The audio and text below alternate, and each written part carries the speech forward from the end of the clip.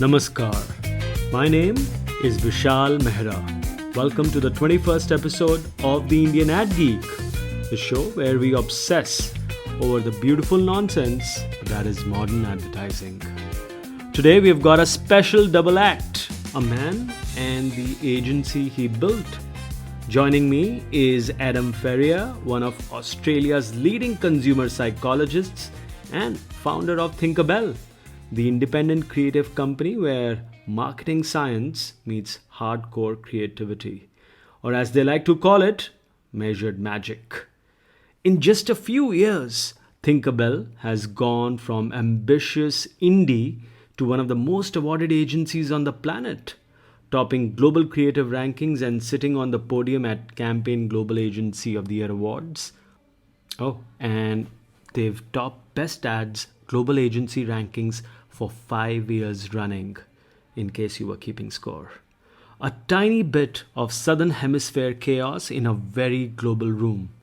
Adam himself is the author of The Advertising Effect and Stop Listening to the Customer, hosts the Black T-shirt podcast, and a walking reminder that if you understand behavior, you can bend markets. So grab your coffee, fire up your frontal cortex, and let's dive into measured magic. Welcome to the Indian AdGeek, Adam. Thank you. Great to be here. Great to have you, Adam. What got you into advertising? It's kind of funny. At school, I used to play the share market a lot on the only landline in the school. Used to trade shares every lunchtime, buy and sell shares, failing school at the same time. Had to go see a tutor. The tutor said, "What are your interests?" And I said, "Money and people." And he said, "Oh, okay." And then the tutor said I should become a consumer psychologist. And I thought, shit, that sounds perfect. I love the idea of being a consumer psychologist. Always been fascinated by brands and the power they have over people. So I studied marketing, studied psychology. I did that because I knew that was a marketable way to get into advertising, and then became a bit of did a bit of market research and a few other things, and then became a planner at Saatchi and Saatchi, and then was able to start Naked Communications in Australia, which was fantastic fun. And actually, Naked had a small office in India for a while as well, but that all imploded. And then started Thinkerbell a while ago. That sounds lovely. My homework for our chat told me you started your career as a forensic psychologist in a prison. Now, who is harder to nudge towards better behavior? Is it a convicted felon or a CMO with a dwindling budget? I think it's funny, right? If you're trying to get somebody to understand their offending behavior, or if you're trying to get somebody to buy a Mars bar, they're both really complicated things. And it's kind of just trying to work out all the antecedents that lead to that behavior, and then which ones you can control and which ones you can't. I think in a marketing environment, you can control more of the of what happens. Like if you're trying to control the behavior or trying to change the behavior of a murderer, for example, there's not a lot you can do. The person has to come to their own devices on how to change behavior. You can't put them through a hardcore behavioral modification program. You can just chuck them in jail and kind of hope for the best. Whereas if you want to do marketing or get people to eat a chocolate bar, you can control the environment around them much more. You can increase distribution, you can advertise, you can raise or lower the price. There are a lot more variables you can control. So I think it's easier to get people to buy what you want them to buy rather than get them to stop doing some kind of a hideous, heinous behavior. So I'll say the consumer is a much easier person to change their behavior than the criminal, but I don't quite know where the CMO fits in that. You famously said that we should stop listening to the consumer, and I'm guessing by we it is a collection of brands and agencies probably together. Is that right? Yeah. Yes. That's Yeah. the we entity, right? Now this era that we are living in, so much of data, hyper personalization, everything, brands having details about each and every sort of behavior that consumers have. How do we distinguish between the needs of consumer and their actual behavior? Yeah, I think so. The reason why I said so, I wrote a book, and the book's called "Stop Listening to the Customer, Try Hearing Your Brand Instead." It's kind of still two pretty much basic fundamentals in marketing. There's understanding the needs of a consumer and understanding what your brand offers, and trying to marry those two things together. Back in the day when I started in marketing, everyone used to have their brand books, their brand key, or what their brand stood for, and they used to give it to the agency person and say, "This is what our brand's all about. Now, I want you to use this to kind of connect with the consumer in some way, or change their behavior in some way, or whatever it was." Now, when we get it, now very often when clients give a brief to an agency, it's like saying, "Well, we're not sure what the brand stands for, but we know all of this about the consumer. We know when they shop, how their frequency. We know when they fart. We know when they sleep. We know when they reach up or down. We know when they fall in love. We know all these data points. We know all these category entry points. We know all of this stuff about the consumer. Gee, not quite sure what the brand stands for, what the brand should say." So it's been like a complete flip in knowledge, if you like, from understanding the brand really well to not really knowing how to connect with the consumer to now we understand everything about the consumer, but not really what we know about our brand. And it feels like when we make a decision for anything, that the big issue is normally um, the category entry point that matters a lot. So you want the category, not necessarily the brand. And then to understand what your brand stands for within that consideration set is a much harder task. So you have to kind of really drill down to understand what the brand stands for and what the brand offers. And I think that's the hardest part, is getting everything to be aligned around what the brand wants to say. The consumer insight bit is in some ways easier than that. And if you listen to it too much, it's also generic, because they kind of normally want the same thing from everyone within the category. So they want, in soft drinks, they want them all to be nice, great tasting and refreshing. For cars, they want them all to be marry style and performance. So if you listen to the consumer too much, you might start to homogenize what it is that your brand stands for, or the equation that your brand offers in that relationship. So I don't reckon you should throw out listening to the consumer, but I think it needs to address the balance. You need to understand what your brand offers, what your brand says, and how your brand acts and behaves. Carry that through a myriad of touch points before you necessarily understand what the consumer wants. Sorry to rabbit on, but the only other thing is, with AI now as well, AI is going to have a massive homogenizing effect on everything as all the consumers go into the hive mind and we all kind of draw upon the same information. That's all then going to be another homogenizing force against understanding what your brand stands for.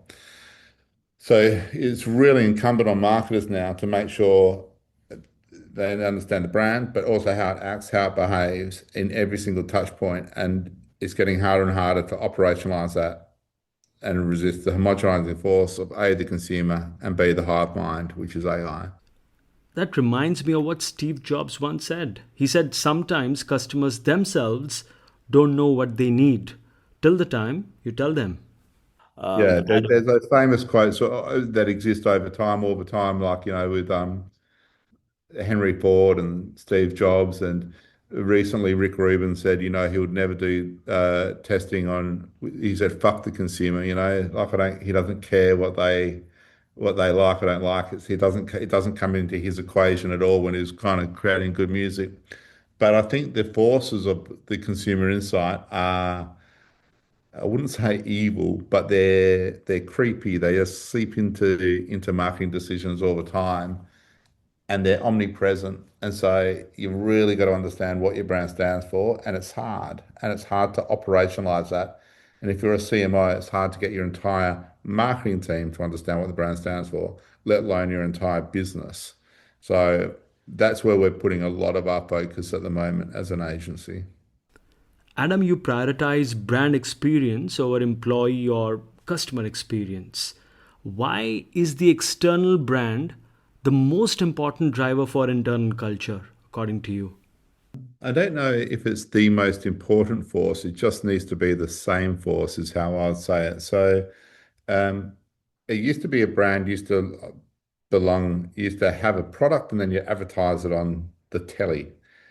And so getting everybody aligned around that wasn't internally wasn't so important. How a brand manifests itself now in culture across so many different touch points, and the customer experience is made up of all those different interactions with the brand. It means the central organization has to understand the brand. The supply chain people need to understand the brand. The marketers need to understand it. The sales team needs to understand it. Everybody needs to understand it and know what their role is in contributing to it so that the brand has a coherent message when it goes out into the world. So both the consumer and all the people who are involved in creating that brand need to be aligned on what that brand stands for and trying to create the same kind of thing. So the internal employee experience needs to reflect the brand. And if the more coherent that is, then the more the external reflection of that brand will be the same thing, which the consumers will pick up on. It's easier to explain in professional services. So in at Thinkerbell, our proposition is measured magic, which is marketing sciences meets hardcore creativity. If we promise that to our clients, hopefully they experience some measured magic when they get their suggestions, our ideas or our strategies, whatever it is that they're receiving from us. But in order for that to work internally, our people need to understand and live this kind of concept of measured magic. So we have an internal training program called the Institute of Measured Magic. We start each week with Magic Hour and end each week. We start each week with Measured Mondays, end each week with Magic Hour. We have thinkers and tinkers who help deliver on this kind of proposition. So the whole internal organization gets the brand, then hopefully that's reflected in what the external people receive of the brand as well. And I think the same thing applies for most brands. We often try to make the path to purchase frictionless. Is there ever a case where adding friction makes a brand a bit more desirable? Yes, this is kind of linked to stop listening to the customer. So if you ask the customer what they want, they'll say ease, they'll say efficiency, they'll say they want the brand to be um, really easy to get hold of. If you ask the Aaron Bass Institute what creates a strong brand, they'll say easy to remember, easy to buy. And everybody, if you really focus on the consumer, it'll focus down to just give me the efficient deployment of that brand when I want it, where I want it. That's not how brands grow.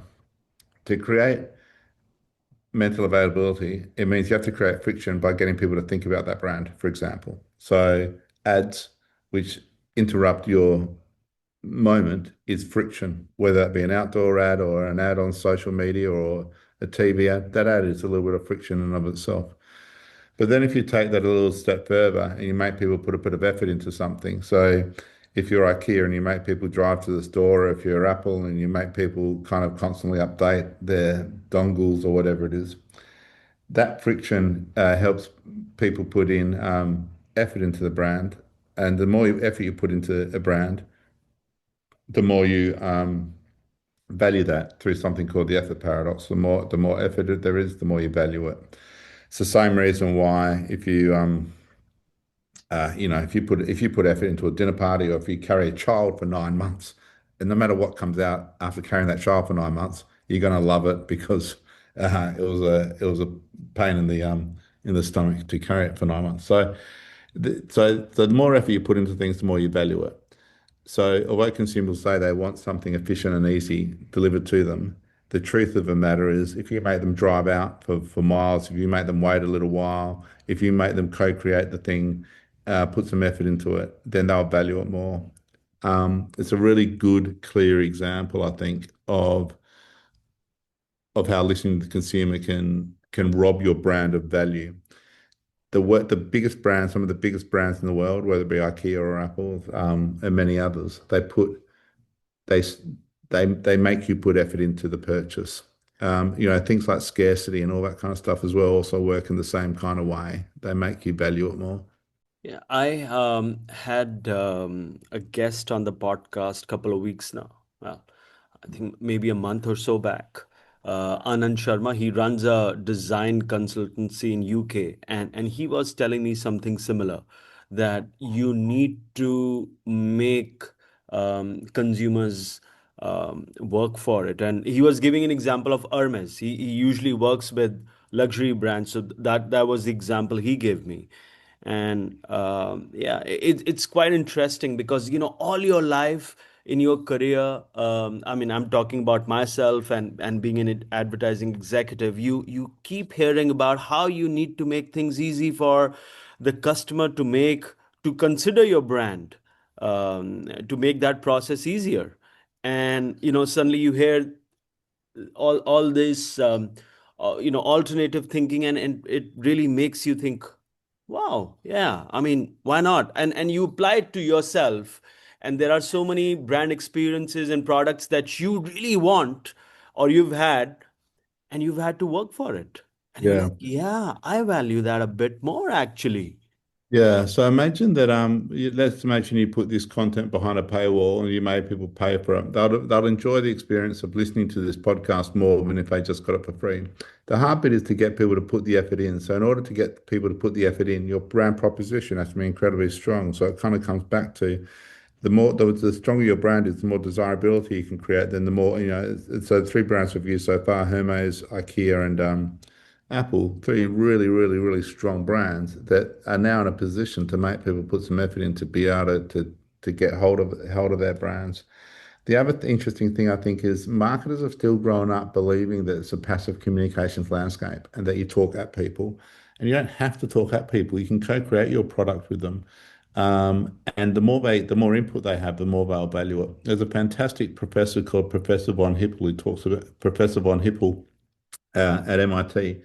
He talks about end user innovation. So people will customize brands and customize products to make them suit themselves. The more they do that, the more they customize something, the more they put their own thing on it to make it suitable for them, the more they value it.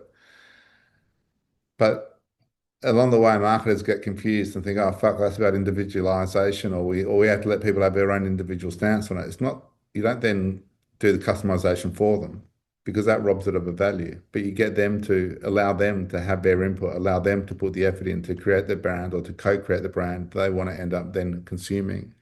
And then their own identity in that, and their own effort into that, and therefore they'll like it a little bit more. It is fascinating and it's true, and it's incredibly founded in psychology. But as you say, mate, it goes against make it easy for them. Adam, you did a podcast episode on the great unlearning. I'm wondering, what's the single biggest marketing truth you personally had to unlearn in the last 2 years or so? Or any marketing truth that I've unlearned personally that I used to sprout all the time. Um, yeah, there's loads there's loads of things which I've become which have found me out as a hypocrite over the years. Um, One of the ones I used to value the role of sentiment much more than I have, and I've kind of since learned that You you you know mean sentiment testing? Sorry, in sentiment in terms of testing the creative before putting it out, or something else? no, sorry, I meant sentiment as in the people are people speaking positively or negatively about your brand. And if people are speaking negatively about your brand, I used to think that was a precursor to your brand sales going down.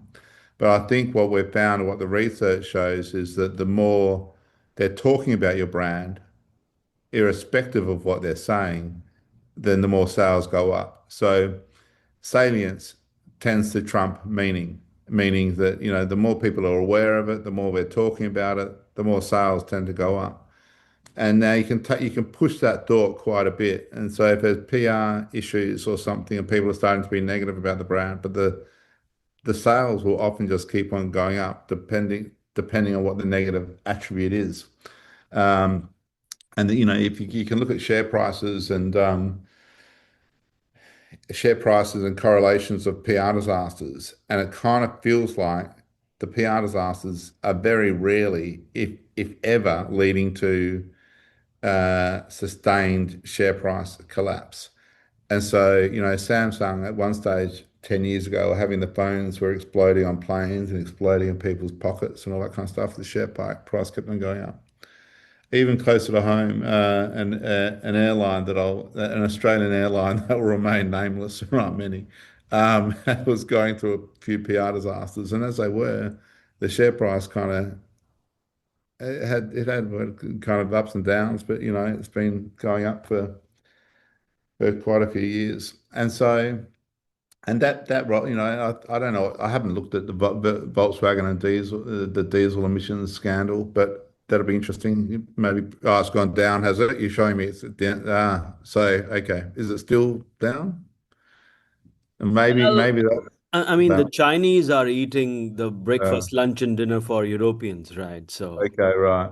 So yeah. maybe that's caused that. But yeah, so anyway, but so salience does tend to trump meaning. Just making sure your brand is aware and stuck in people's heads seems to account for more variance for brand growth rather than what the brand stands for. That's the main one. I've kind of feel like I've changed my tune on. And You recently discussed AI with Chrissy in your podcast. The link is in description for anybody who's interested to listen. If AI can predict human behavior, let's say with 99% accuracy, does that kill the measured magic of advertising, or does it just raise the bar for the magic part? no, I think it's amazing. I mean, like within our agency, we were talking about AI making things more efficient. And nobody gave a shit. Everyone's going, oh, whatever. But then we started talking about AI enhancing the creative output. And everyone started going, oh, shit, that's interesting. Just on the way here into this, talking to you now on this podcast, I passed a little clay model of a bin chicken, which is what Australians call ibises. So there's a bird in Australia, an ibis with a long beak, hangs out at bins. So we call them bin chickens. But anyway, we're working with a brand now, and the mascot is a bin chicken, and we're creating that mascot. They've got a little clay model here to take photos of the bin chicken, and then the whole bin chicken is going to be created in AI. And now we've got the clay model there, so we can take the original photos of it. So the originality of it is we can own the IP and so forth, so it's not built within on the platform. That is to me is so cool and so exciting that there's a little clay model of a little bin chicken there that we're then going to take photos of, and then that becomes the mascot for the brand. We've just done something for a big delivery company and created thousands of different assets, all with customized kind of versions of the video and the audio, which have all been hyper localized so that various people in various local areas could get kind of the various versions of that. Again, it allowed us to do something that wasn't able to be done previously without AI. I see it as massively exciting and fun. The way I've recently read a paper, which I reckon really makes me feel very, very comfortable with AI and how it works. And it's really useful. And I'll just share it with you now. So you know about Kahneman's System 1, System 2, right? So most of your listeners, I'm sure, will be aware of Danny Kahneman won the Nobel Prize for Economics, created System 1, System 2 as a metaphor for how a brain thinks. System 1, fast, intuitive. System 2, slow and sequential. Both of those are internal. If you think about AI as being System 3 is external to the brain, but you've now got System 1, System 2, System 3. Those three things work together to help you make decisions. So you can now outsource some of your thinking of System 1 and System 2 to System 3, the AI.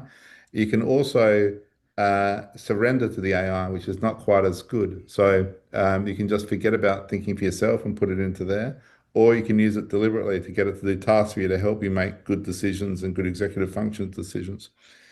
But thinking about the human now having System 1, System 2, and System 3 and how it makes decisions, then I can start to help organize my brands and my brand communications around appealing to System 1, System 2, and System 3, as I know that that's how humans are gonna move forward on. That to me is fucking exciting. It's cool. It also makes humans kind of officially enter the cyborg era where we're now part man, part machine. All right. Before we move on, just a quick reminder to all of you who listen to the show but do not subscribe to it yet. I don't know what you're doing, man. Please do press the follow, subscribe button wherever you are listening to this. All right. Back to the show now. Adam, I loved what you said about System 3 and making advertising that appeals to that.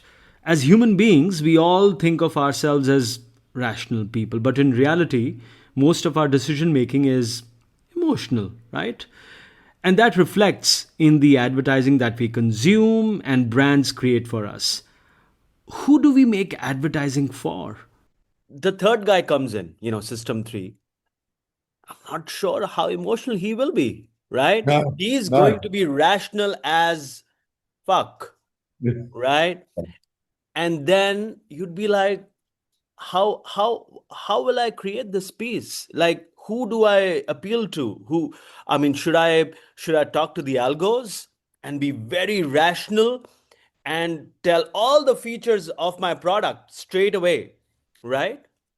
Or do a little comparison or whatnot? Or should I take the storytelling route and impress this little old human with system 1 and 2? Yeah. Well, system two, system one. I mean, system two won't be impressed with your little story. But system two is a feeble little part of the brain, right? It's only just developed and it's shit. It processes 40 bits of information a second versus 11 billion bits of information a second, which is system one.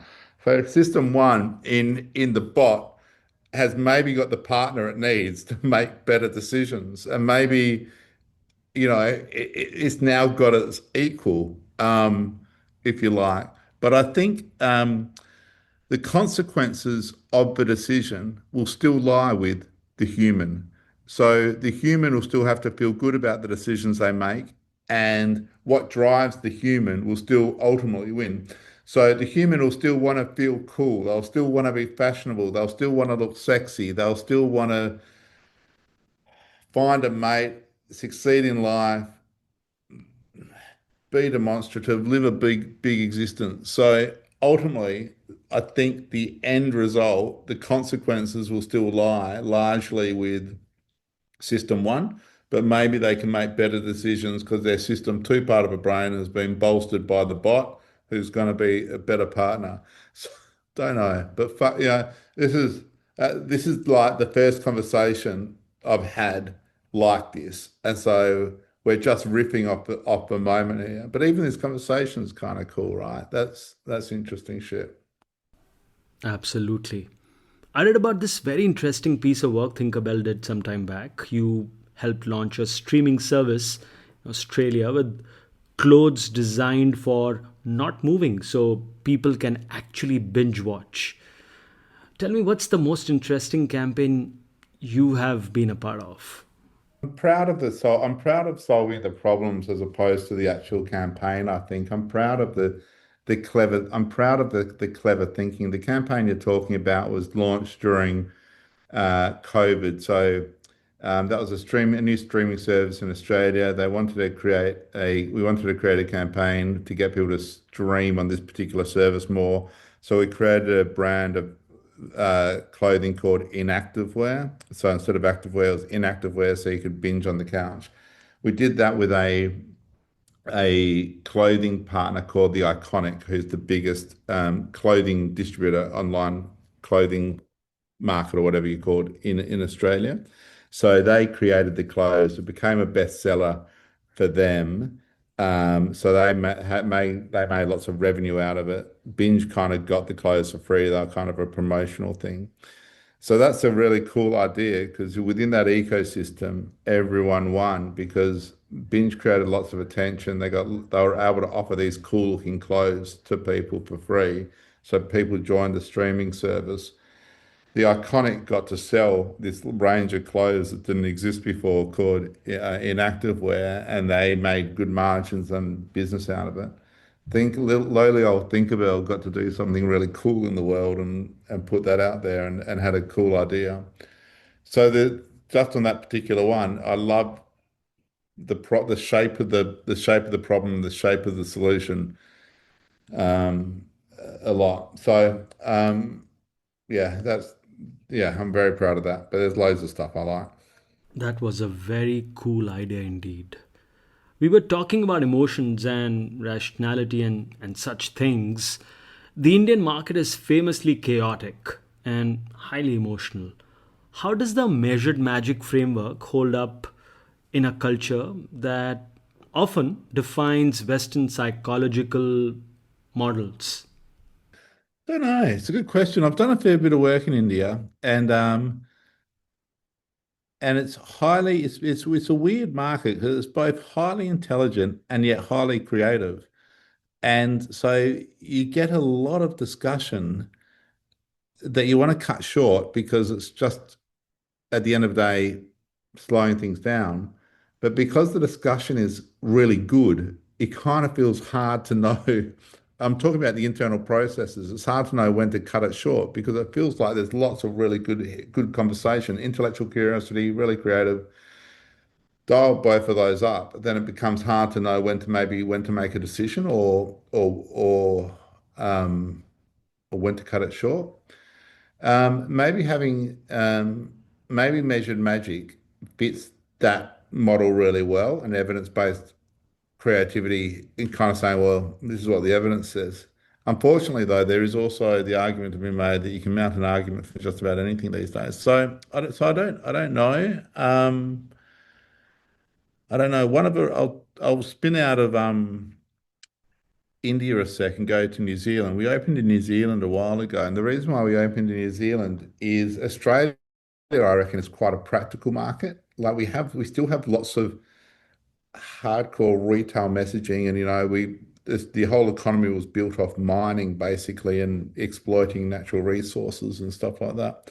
And so it's a more practical market than most places in the world. One of the reasons we went to New Zealand is so creative and it's smaller, it's tucked away, it's got massive creative pedigree. You look at all the brands in the supermarket in New Zealand, they're all beautiful. They're all really beautifully designed, really kind of holistic whole brand designs, lots of innovation.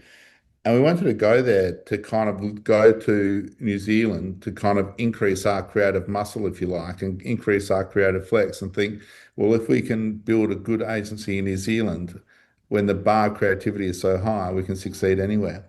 Maybe I'll think about India in a similar kind of way. Massively creative. If we could succeed there, we could succeed anywhere. It's also a bloody big market. So that would be, kind of cool. Yeah, and very price sensitive too. Really price sensitive, really Yeah. price sensitive. Like in Australia, spending is through the roof.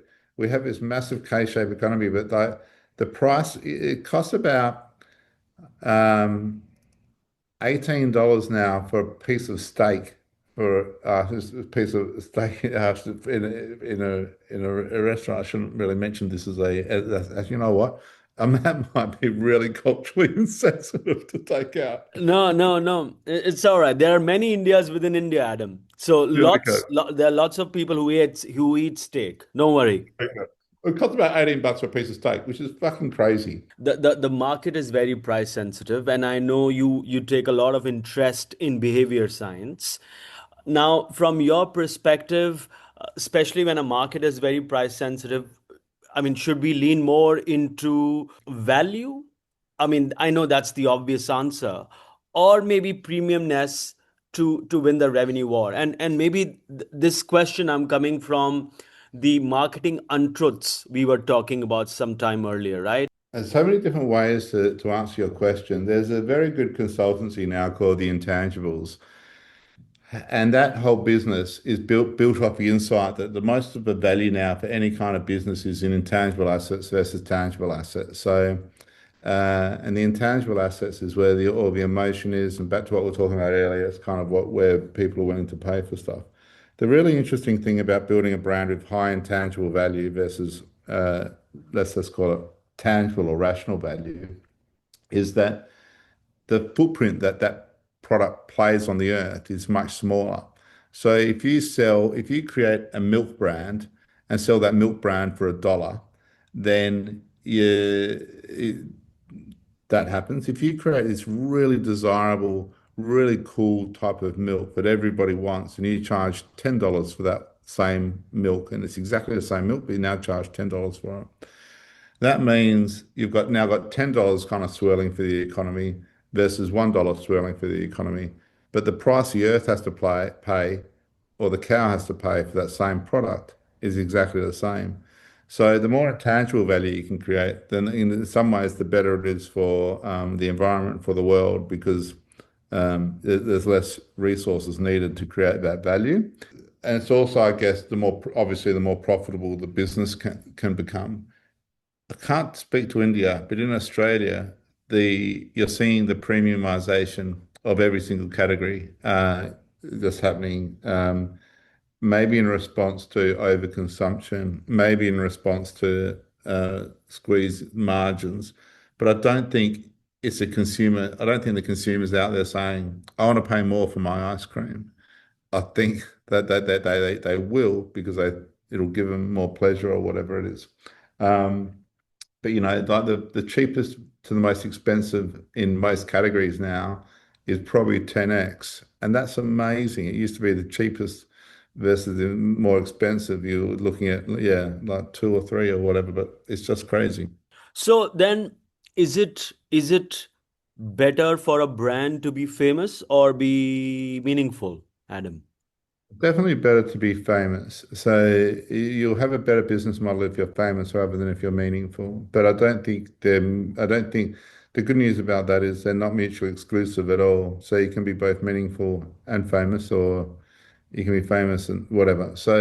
But I think we know that fame linked to saliency kind of accounts for most of the brand growth. If you can be meaningful within that and stand for something or have some kind of relevance for the consumer, then I think it must be a safer, better business model than just being famous for shits and giggles. Adam, I want to ask you a couple of questions on how Thinkerbell operates. You have replaced traditional account managers with thinkers and tinkers. Beyond the creative output, how has this model changed the profitability of the agency? Is it a more efficient way to manage a balance sheet or just a more honest one? Well, theoretically, it is. Theoretically, it's a more efficient business model, but we've got something that's a little bit different. So everyone who comes here has to kind of relearn and redo something a bit differently. The reason we have thinkers and tinkers is there's lots of smart account managers, but if you just call them account managers and then they're just going to account manage. If you call them thinkers, they think, fuck, my job is here to think. The more they think, the more they solve business problems. The more they partner up with a tinker and have a creative and a strategic point of view on something, the more problems they solve and the more efficient that becomes as a working entity rather than having a third person in there, having a thinker, an account manager, and a creative. And I'm not convinced that creates a better output. I think you'd get a more effective output. It's obviously really, really hard to prove. Uh, the traditional advertising model is also built of loads and loads of silos. And so you have a media company over here, you have a PR company over here, you have a creative agency over here. We've mushed all of that together. So we're all the one thing. We have CX, creative, media, PR, and then that creates both a more efficient output, definitely. So probably saving about 30% efficiency for our clients. But I'd like to think it creates a more effective output, creative output as well, because you've got the media person right next to the creative person who are both talking about things together so they can create a better, more effective idea that goes out into the world, for example. There's lots and lots wrong with the traditional agency structure of how the whole agency village is structured. And you can see that at the moment as traditional agencies and holding companies are dying. So there's something fucked up completely on many, many levels. We've tried to do as many solves as we can in our business model for that. We're 180 people. We've grown over the last 8 years since we started.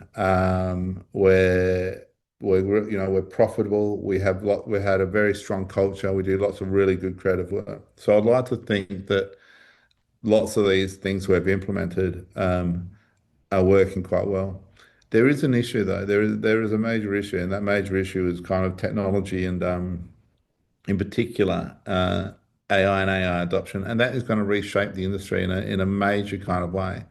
we're going very, very deep into AI, from insights into ideas, into execution, into project management, into kind of operating structures within the agency. Um, and we're going in full belt on all parts of it. But where that lands, I have no idea. I don't know. So it'll be interesting to see what the next 5 years, 8 years looks like. You've mentioned that you'll walk away from a pitch if the vibe isn't right or the numbers don't add up. What's a specific red flag in an RFP that makes you immediately hit the delete key? I won't do that again. I won't do that again.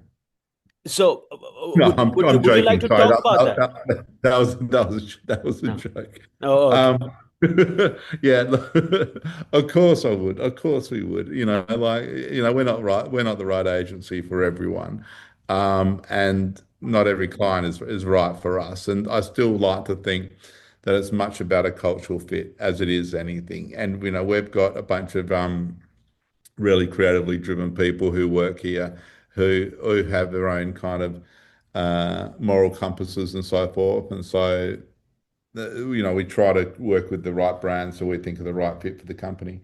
One of the interesting things we have done in Australia is there's a organisation here called the Ethics Centre that's part of Sydney University, and the Ethics Centre help advise corporations on what their ethical stance is and what the ethical stance is of their individuals, and to help them make ethical decisions and have ethical decision making frameworks. So we have a very strong partnership with the Ethics Centre, have for many years. I think we're the only agency I know in Australia that does this, and we've trained the agency on ethical decision making frameworks, and we use that as a business, but also every individual gets their own ethical framework profile and can make their own decisions as well. You've been vocal about how procurement often devalues the magic of advertising, such a common issue in Indian corporates.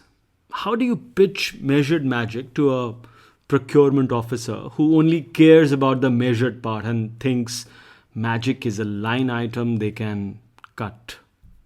Yeah, I see it incumbent on the agency to prove their value and be able to explain their value. But that's also one of the reasons why I love behavioral sciences and marketing sciences so much, is we have kind of language that can lean into prediction. And if the client really wants to understand the cost of something, or the return they're going to get for it, then I think we have to explain it. If we can't explain it, and what they're really saying is, we want you to be so bloody cheap and we don't want to pay for you, then I don't think they're going to be the right client for us. So if we can't show our value, then they're probably not right, and we probably wouldn't get on as partners. Um, so that's an answer for Thinkerbell, but it does show a broader issue for the industry, because somebody will take that job and then somebody will take, and so that does have an encroaching impact maybe on the industry. I do think what's happened in the holding companies of the media agencies is interesting. The race to the bottom has meant everyone's fucked, and there's so much now double handling and duplicitous accounting measures and kind of fraud and scamming and so forth. The whole industry has kind of created this problem that I think you're starting to see more transparency in business models. So I reckon, at least in Australia, what you're talking about kind of feels a little bit residual and doesn't feel like where the market's heading. But I don't know about India. Yeah, but the race to the bottom thing, right? Yeah. I mean, if you look at any category, any product category, any industry, there's always going to be a guy who's going to be cheaper than you. I Yeah. mean, that's not just for advertising, is it? It's for everything in life. I mean, right from a cell phone to a barber to, somebody selling you an ice cream, like you said, there will Yeah. always be a cheaper option. And when do you want the cheapest option Well, as when an you want to be individual? rational. I know, but No. yeah, exactly, man. When do you want to? If I said to you, do you want the cheapest one of this? There's going to be very few categories in your life that you want the cheapest option on. And it's the same for most people. They don't want the cheapest option of anything. Even the procurement person who says they want the cheapest option, very few of them are going to really want the cheapest option. They're going to want the option that makes them look the best or helps their career go the best or whatever it is. And so I don't think, yeah, I just don't, it is a business model for some people and there's a market there but it's not a business model we're interested in. Tell me your most iconic or an interesting pitch story, Adam.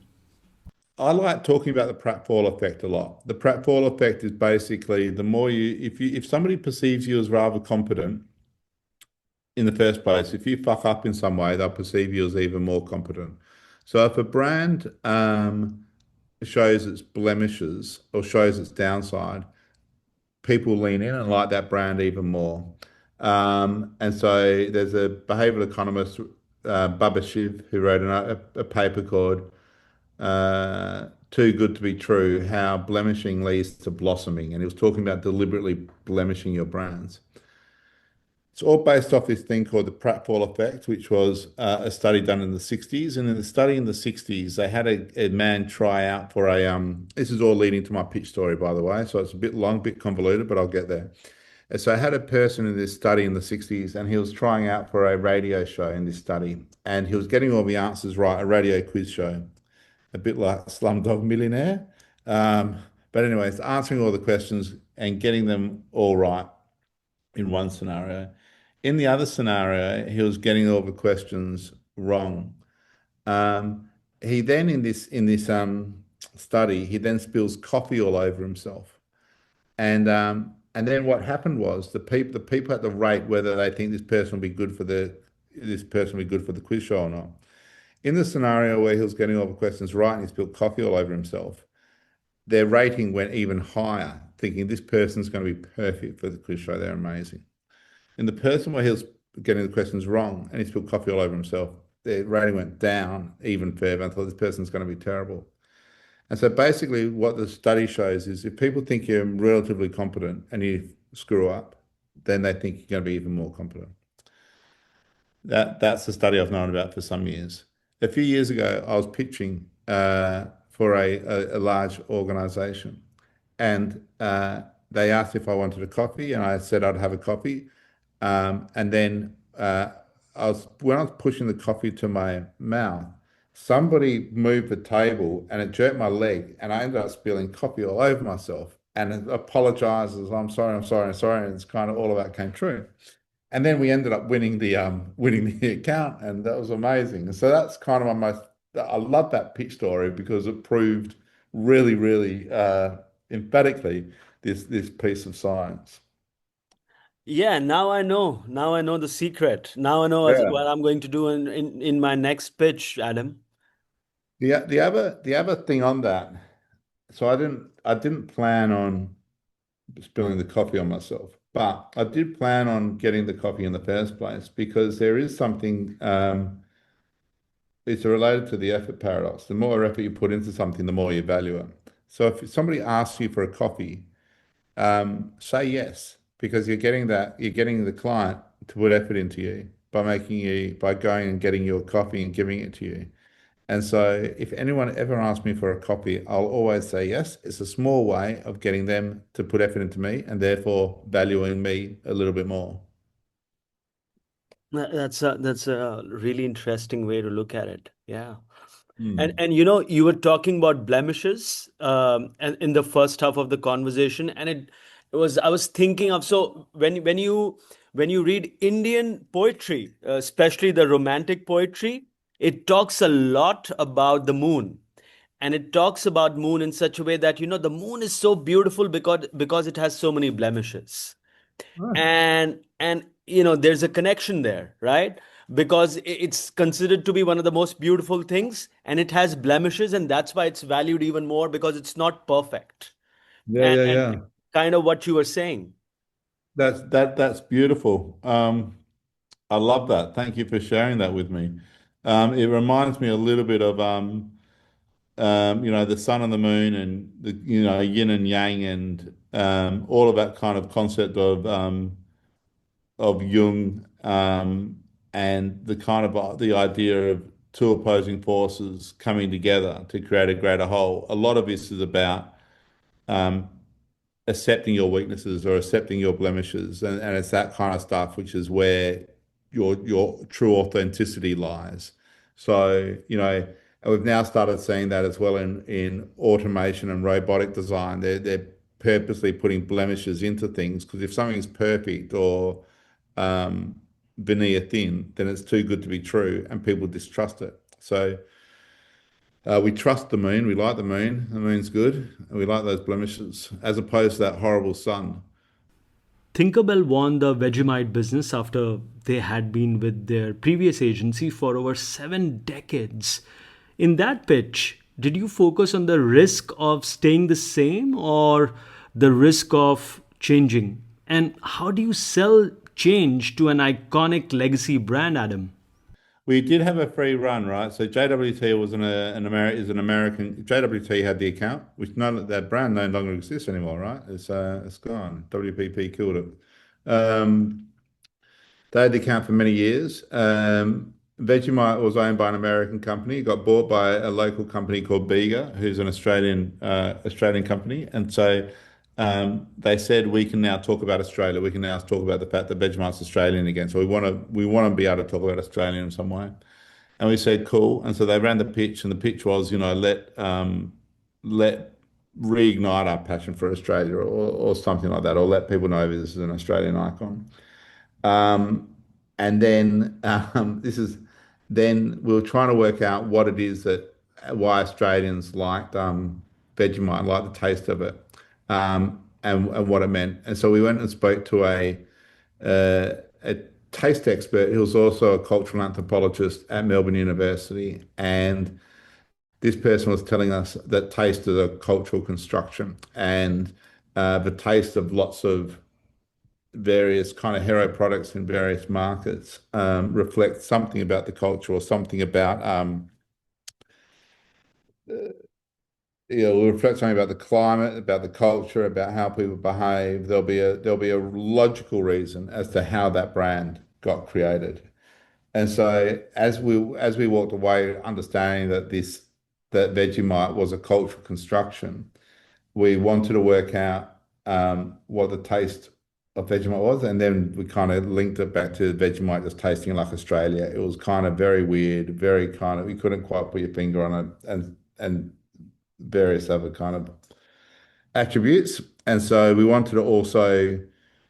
knew that taste was important for the category. It's in a broader spreads category, and there was lots of sweet spreads it's competing against. And so we developed the platform of Vegemite Tastes Like Australia. And so that allowed us to kind of reconcile that. And then once we had that platform, we were able to talk about all of the iconic moments of Vegemite, and that is what Australia tastes. That's what Vegemite tastes like.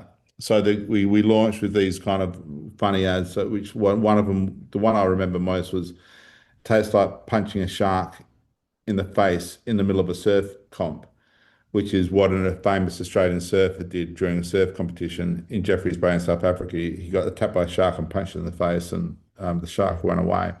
Now, they can't get more Australian than that, and it can't get more Vegemite than that. I do need to say, though, in about 3 months ago, after 8 years, we've changed the platform, and Vegemite's new platform is now Vegemite Makes Them Mighty. And it's all about Vegemite is the secret sauce behind what makes Australia mighty, and what makes Australia perform so well in sport, what makes Australia so convivial, what makes Australians so kind of maybe liked in the world. So Makes Them Mighty is the new platform, and we've just done a very big partnership with a very young, very, very good runner called Gout Gout. I don't know. Have you heard of Gout Gout? So he's a South Sudan. His parents are his South Sudan. They were refugees, came to Australia. He was born in Australia. Um, I think he's now 18. He's a faster runner than Usain Bolt at the same age. He's missing the Commonwealth Games, but he was going to star in the Olympics. He just ran 10 seconds flat, and he's amazing. And he's also the new ambassador for Vegemite. So anyway, Makes and Mighty is the new platform. Fantastic. Congratulations on that. I feel like having a bit of banter with you on cricket, Adam, but I'll spare you the blushes on the recent performance.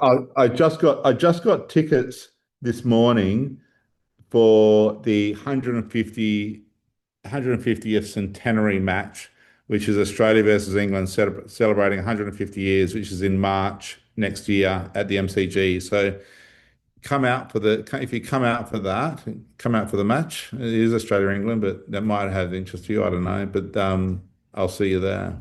Yeah, no, the Ashes are is probably the most one of the most followed besides India series in India in terms of cricket. So yeah, Ashes. Yeah, I think it's I, going to be a I great match.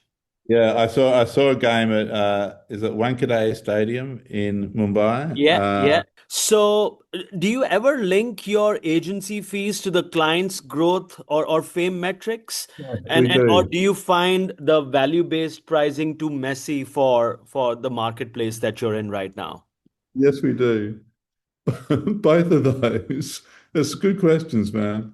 Like obviously we should. Obviously all agencies should, but it's hard. And it's hard. I think the hardest thing is brands are built to accommodate current and future demand. So brands are not, we don't necessarily do a campaign or do an idea to generate sales with people who are in market right now. We generate an idea or a campaign or a thought for a brand to generate demand for now and demand in the future. And so trying to link the success of what we do to both current demand and future demand to build a brand is really, really hard and very, very messy. The small organizations, like the small little brands, you can do that with, but sometimes the complexity of doing that isn't really, as you say, it gets complicated and makes it hard to know and hard to do. And with the larger organizations, they have very, very deep processes on how to do it, and so it becomes almost impossible. One of the things we have been good at doing is doing some risk reward stuff. And so making sure that a small part of a business is linked to some KPIs, and that kind of feels easier to just have some form of bonus system doing that. I think the big issue in terms of pricing for agencies, though, is to get rid of head hours and start to look at value-based pricing. And so that's a little bit different. When it's just value-based pricing as opposed to head hours, you're not necessarily linking it to sales, you're linking it to the perceived value of the business, and so we're starting to have more conversations in that space. It's worth just coming back to the agency model for one sec. We operate as partly as a consultancy, partly as an agency. So we do lots of brand strategy and business strategy types of projects over here. We then do lots of media and PR and creative agency kind of stuff over here. And we also do lots of kind of CX, big CX projects over here as well. On the brand business consultancy and the CX kind of stuff, they're not used to the non-agency kind of stuff. They're not used to necessarily just doing stuff in head hours. They are much more akin to running things as projects or as processes or so forth. And so they're not stuck in this kind of head hours quagmire that many agencies are in. Because we understand how to do that at that area of the business, we're now starting to try to apply that skill set a little bit more into the agency side of a business as well. So the faster the world can get rid of head hours as a way of valuing somebody's worth, the better. The other issue, obviously, with head hours is for our clients, it means the more people who are working on it and the longer it takes, the more they pay. And that's a terrible way to incentivize an agency, because then they'll just stack it up. You're working against the financial incentives of stacking something up and taking a long time, and that's shit. You have advocated for a deconstructed pitch process where you're just hanging out with the client. How do you convince a high pressure CMO that a vibe check is a better predictor of ROI than a 100 slide deck? How do you do that? So we do like to co-create everything. So we're not a Tadar agency. We don't kind of we try to just have we try to co-create stuff with our clients. If you think about things like the effort paradox and all of those kind of things I was mentioning before, there's kind of behavioral sciences behind that as well. Um, and and we try to break down that adversarial nature of us and them as much as possible. It's just not the type of agency we want to create. We don't want to try to sell stuff. We don't believe in selling anything. It's just listening and delivering. And so the more we can do that, the better. So we have become very, very good at processes and workshops and collaborative kind of processes that lead to a good outcome. So the more we can do those kind of things, we think the better. The more we get to know each other at a human level, obviously the better as well. So it's kind of less about just hanging out with the CMO, I think, and more around trying to build a collaborative process where people can get to know each other and feel what it's like to actually work with us as an agency. I must say, I'll just share with you as well a weakness of the agency. Sometimes we all just want to be wowed. Sometimes we do just want to go, fuck me, that's fucking amazing. And so if you have got this massive collaborative process going on all the time where you're constantly sharing stuff, sometimes in that dynamic, you do need to take a step back and go, hang on a sec. Our job now is just to kind of wow them. And so we call it internally, we have the language we call that is we've got to move from collaboration to conviction. And we've got to say, right, we're not here now just working things out with you. To sit back and just look at this and experience this and hopefully you love it. But it's not our natural way of working, but it's something we want to kind of try to build in a little bit more. Most founders in advertising build to sell to a holding company. Do you plan to stay independent? We don't plan not to. We don't plan to. We just try to want to keep doing what we do. We just want to try to keep building the brand, keep doing what we're doing, and maintain that focus all the time. So I'm not going to. I don't want to say we're never going to. We're never going to sell. We're always going to stay independent. But nor do I want to say, it's just not even on the radar. Is there any brand that you really want to work on, Adam? That you would, just work on, you would start working on in a heartbeat without even caring for the compensation, if there is anyone? A mate of mine is a guy called Lock Hall, and he created a sunscreen called Vacation. And Vacation is doing very, very well in the US. And I love everything about that brand. And I want to work on my mate's sunscreen brand, Vacation, definitely. I would like to work with the UN. We've never done anything. I'd love to work with the UN. And Dave, if you're listening, I would love to work with you sometime. And final question, Adam. Are there any podcasts or books you'd like to recommend to our listeners? There's definitely one. So one book recently changed my life. I think it's called An Hour of the Heart by a guy called Irvin Yalom. And he's a psychiatrist who's got dementia. And he can now only see people for 1 hour and he tries to help people as much as he can in that hour. The reason why I think it's such a good book is I think so many things and structures are breaking down at the moment. Everybody's being forced to make decisions at the moment. And so the more in touch with who you are, and the more self-awareness you have, the better decisions you can make. And so I like this idea of everything time collapsing and being very, very immediate. I'll recommend reading a book. There you go. Pick up anything and read it as opposed to scrolling. I can completely get behind that. I have to thank you now. This really has been wonderful. I've learned so much, so many interesting bits throughout the conversation. Thank you so much. Good on you, man. Thank you very much for inviting me on. And that's a wrap on a masterclass in behavioral science and creativity. If you have ever wondered how an agency from Australia ends up being named the best in the world by Campaign, I think you just heard the answer. A massive thanks to Adam Ferrier for sharing the measured magic behind Thinkerbell. It's a reminder that in a world of algorithms, understanding the human glitch is still our greatest competitive advantage. Next week, it will be the turn of the Indian AdGeek, and we'll have Felipe Bonifati from Lufthansa. If you've enjoyed this episode, do the behavior change thing yourself. Hit subscribe, leave us a review, drop a rating, and share it with someone who might enjoy it. The Indian AdGeek streams on all major podcast apps. Adam is not active on X, but I am at Vishal1Mehra everywhere. Hit me up with your feedback. Until next time, keep your creative antennas tuned and your AdGeek flag flying high. Stay quirky, stay curious, and keep geeking out.